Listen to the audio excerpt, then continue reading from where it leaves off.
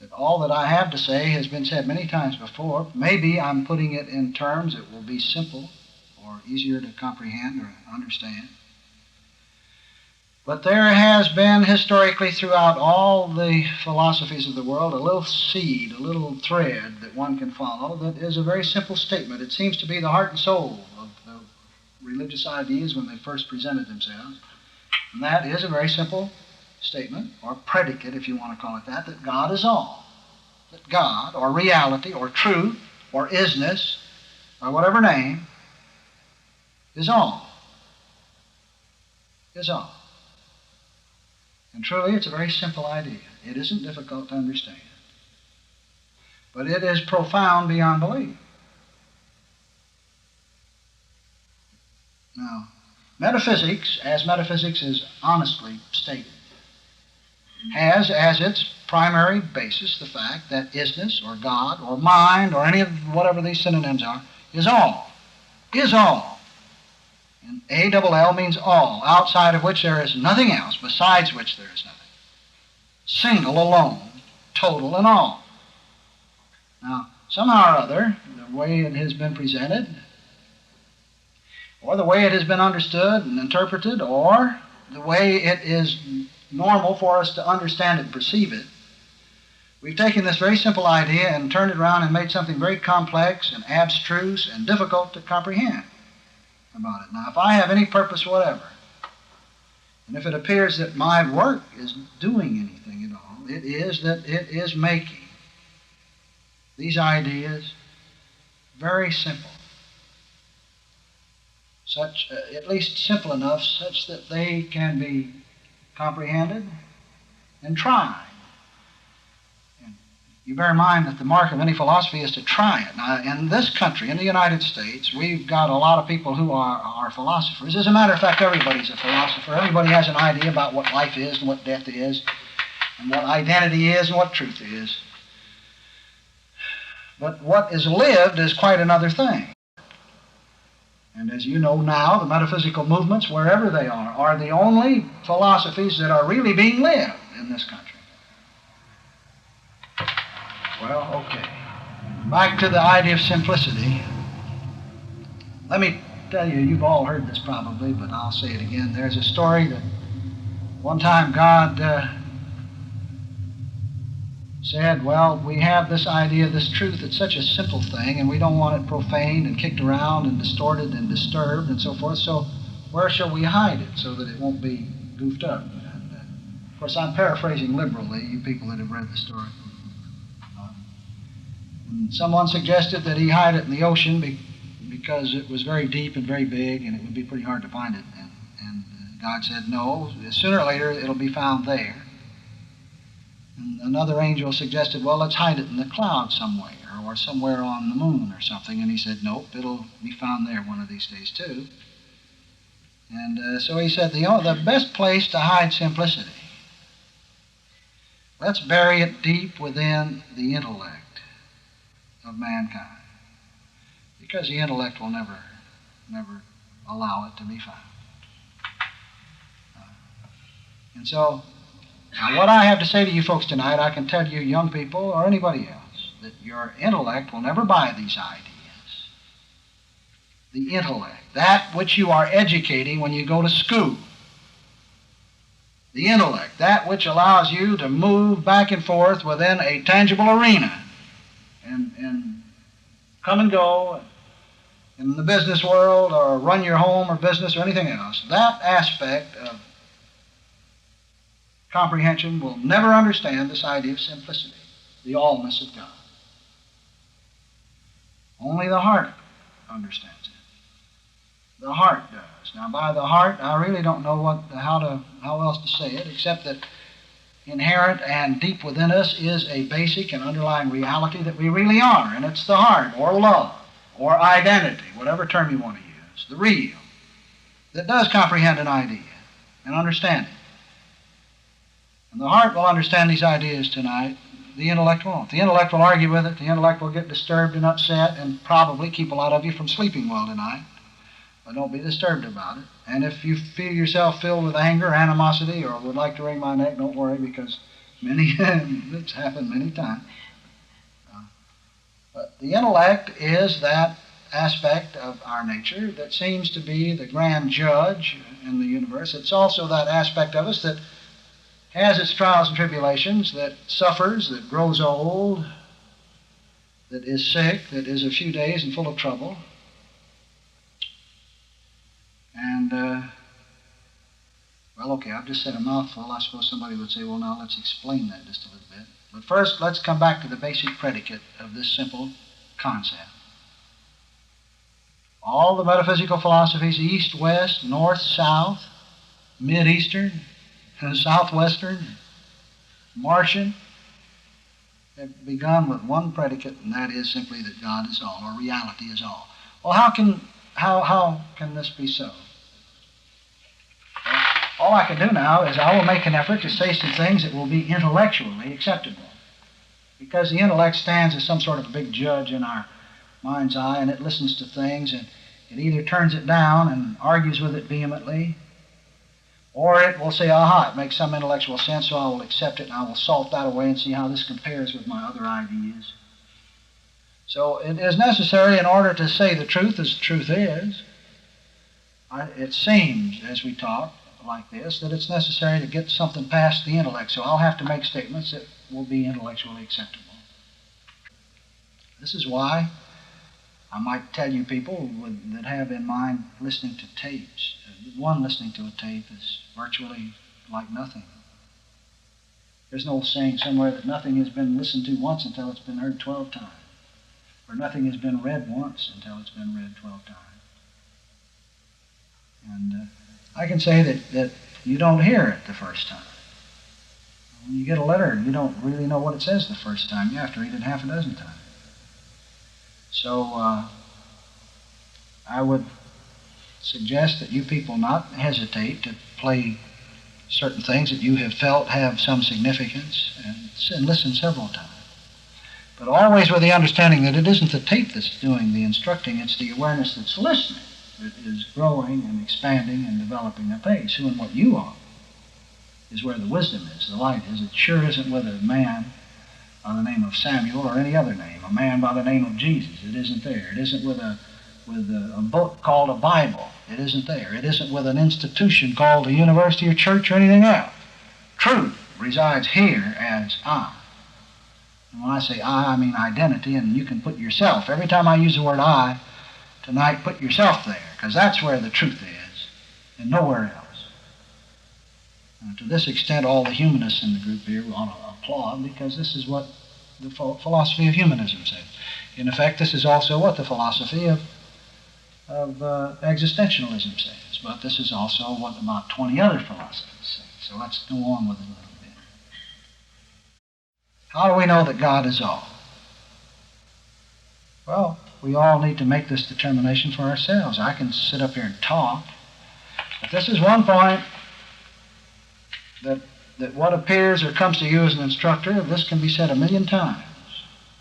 Sooner or later, one must buy this precept for himself. How does one know that God really is all?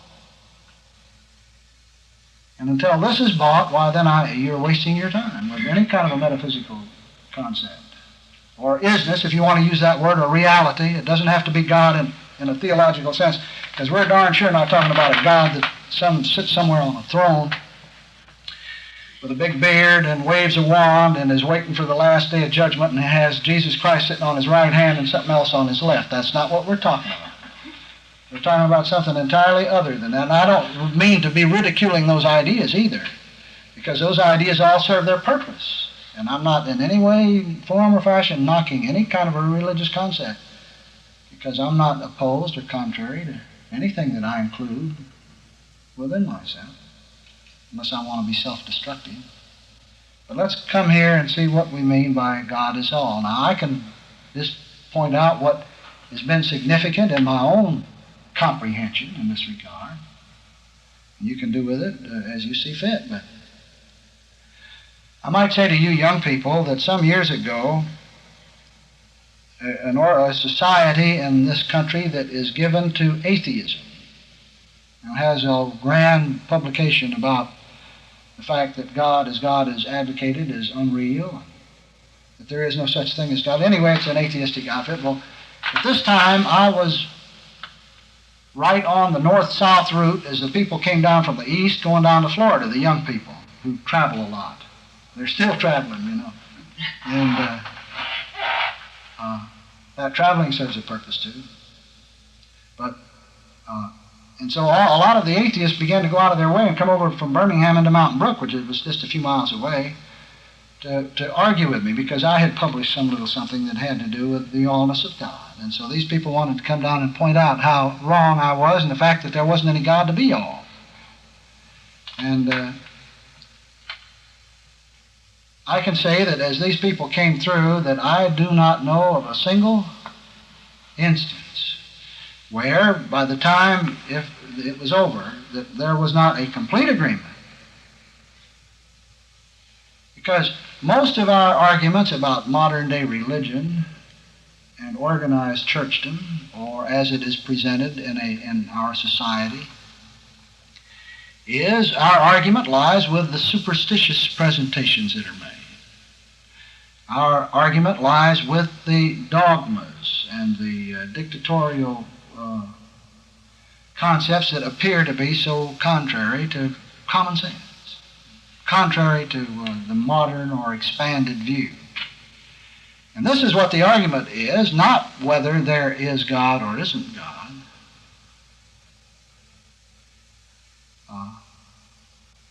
So as I present these remarks relative to why God is all, this is in effect part of the presentation I made to these young people that seemed to be heard and listened to, and many have gone on to study these ideas, carry them around, and find new experiences as a consequence. But, okay, now, how do we know that God is all? Would anybody like to say why or how we know that God is all? How do we know that there is one God? Judaism began with such a principle. You know, thou shalt have no other God before me. Christianity has begun with the concept of one God. All the philosophies generally, the religious concepts include this idea. But how do we know there's one God? What is this idea? What do we mean by oneness, singleness? Grand religion on this earth called unity speaks of oneness continually. How do we know there is a oneness? Well, these are at least some of the ways by which I did intellectually get past the intellect and finally get to the heart with it. Just consider, for example, everything tends towards oneness. Everything that we perceive in this universe tends towards oneness. You start out and you've got electrons and protons and other particles whirling around a single nucleus, and it is one atom, isn't it? And then we've got a whole passel of atoms that winds up being one molecule. You've got a bunch of molecules or something winding up being one grain of sand or something. And you've got lots of grains of sand that tend to be one rock. And you'll see that many rocks tend to be one mountain. In all nature, everywhere we look, we see everything tending towards singleness. You will find that many mountains tend to be one continent. You will find that several continents tend to be one earth. It's always a move towards singleness. You'll find that several Earths or planets constitute one solar system. You will find that one or a lot of solar systems constitute one galaxy, or a lot of galaxies constitute one universe. All right, that which is being, the one final universe, is that which is God. That which is being, the totality of being, is what God is. Now that totality of being certainly includes life, doesn't it? Because there's life right here, right now, living, being aware.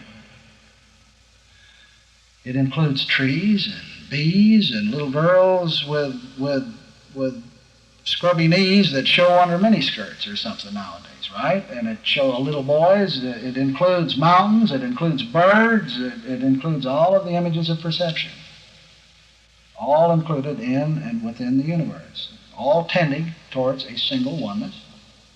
Well, that which is being life, which is being things, is what we call God.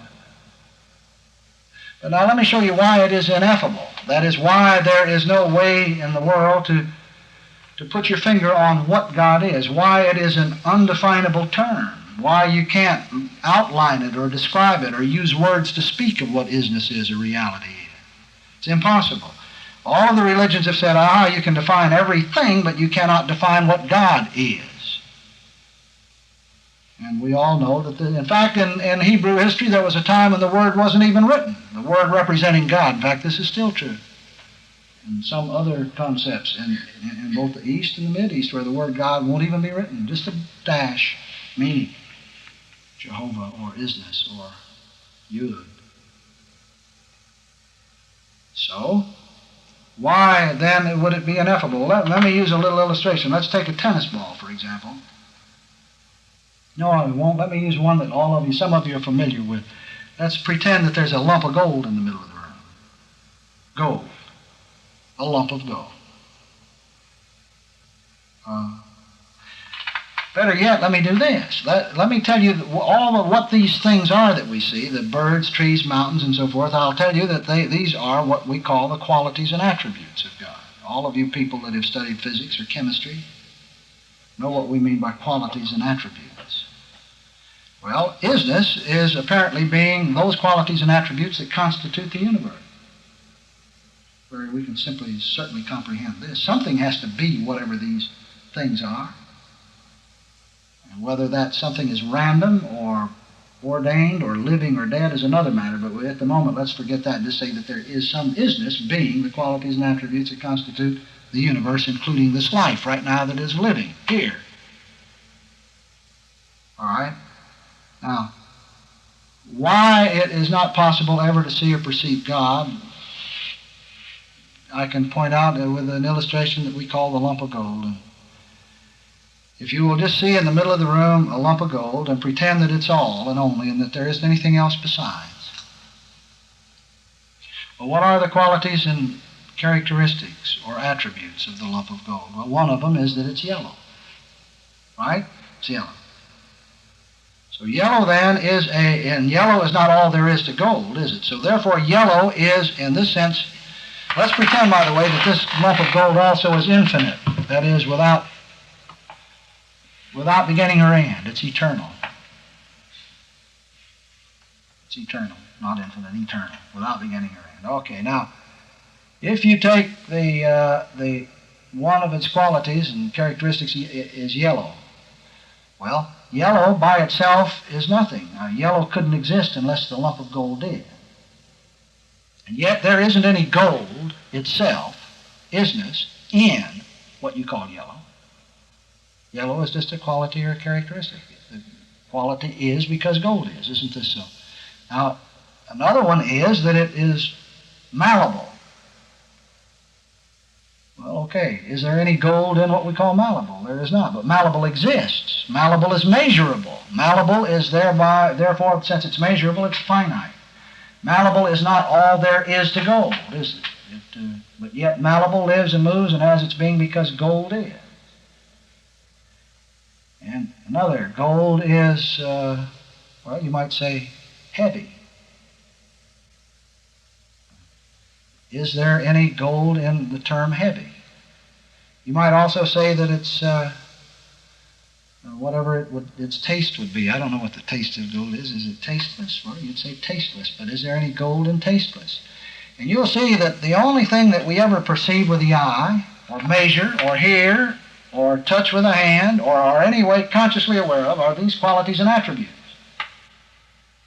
And yet there is no gold itself, that is, isness itself, in the qualities and attributes. These qualities and attributes live and move and have their being because gold is, because the lump of gold is. So, even if we knew all there was to know about the qualities and attributes, and knew everything about their relationships and interrelationships we would still not perceive that isness which is being, those qualities and attributes.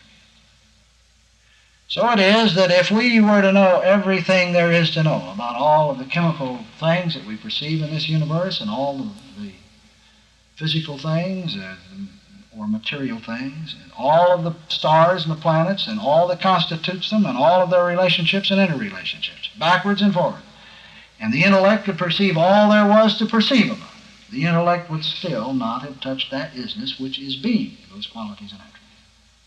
So it is that we can see intellectually why we can't define this term, isness or God. But we can understand that something is being, the qualities and characteristics. Would you have yellow if there were not the isness called gold? Would you have malleable or soft or whatever, or ductile, or whatever the other qualities and characteristics? Something has to be them. So therefore there is an isness, an ineffable, unnameable isness, being, what we perceive to be, the universe, and this consciousness of it. And that isness, for lack of a better word, is called God. And where is it? Where is God? Where is reality? Where is this isness? This is an ineffable isness. Why, it's right here. Being this consciousness that is conscious of the things. You know, I went around the world looking for God. Twice.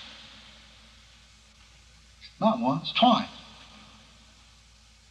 Traveled on and studied in several continents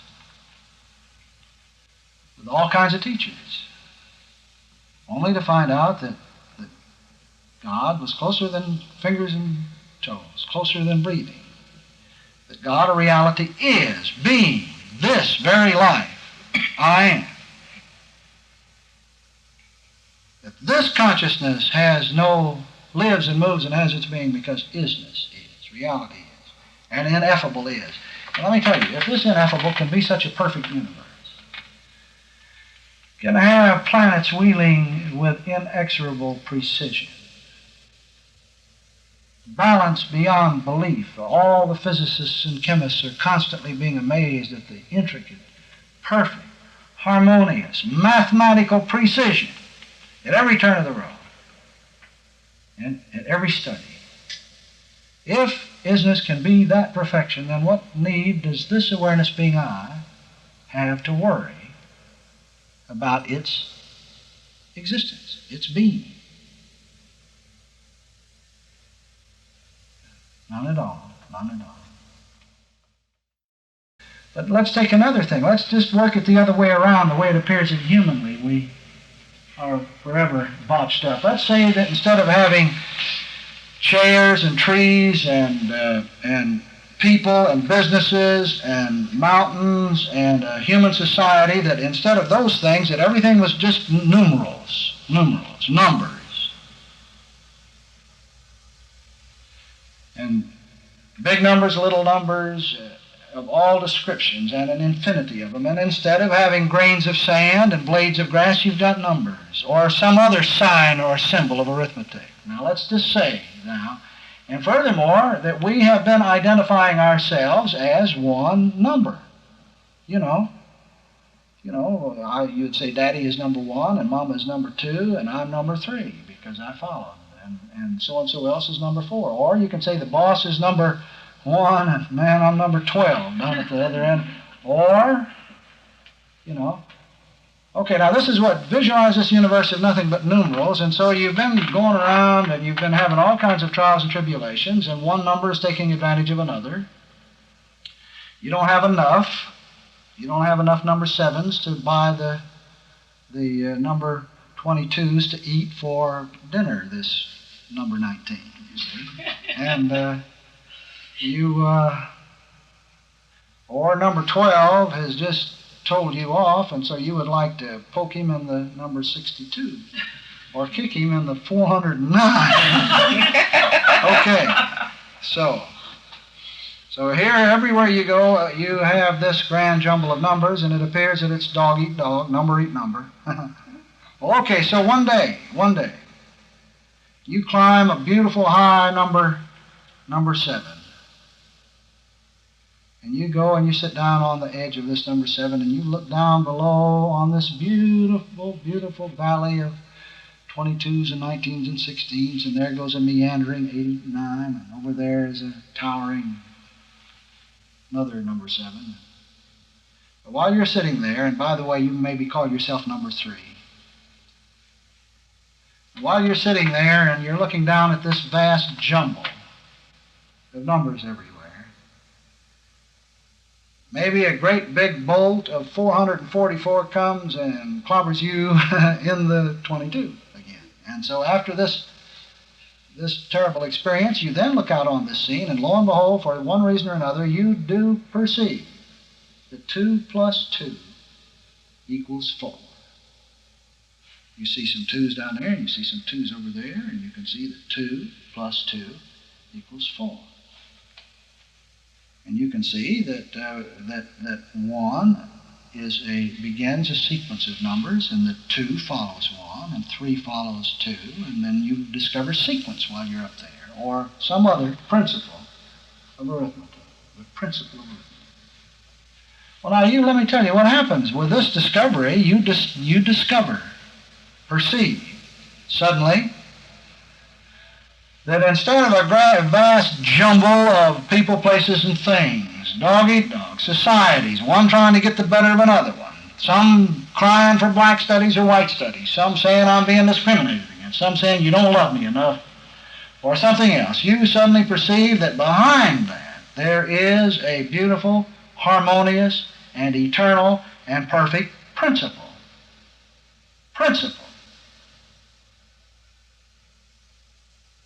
And the principle is perfect. The principle has no argument going on within it. The principle has no mistake or error going on within it. The principle had no beginning and no end. Stop and think about it. When did the principle of arithmetic begin? Hasn't there always been a principle? I mean, does there really have to be 2 rocks and 2 rocks to make 4 rocks before there is a principle that says a principle of addition, or a principle of subtraction, or a principle of division? The principle is without beginning, without end. It is not material either. What's material about the principle? What's finite about it? Where can you go that the principle isn't? Pythagoras presented these ideas. He said, if you want to know what God is, study the principle of arithmetic. He says, many of the qualities and attributes that are present in the principle that we call science or mathematics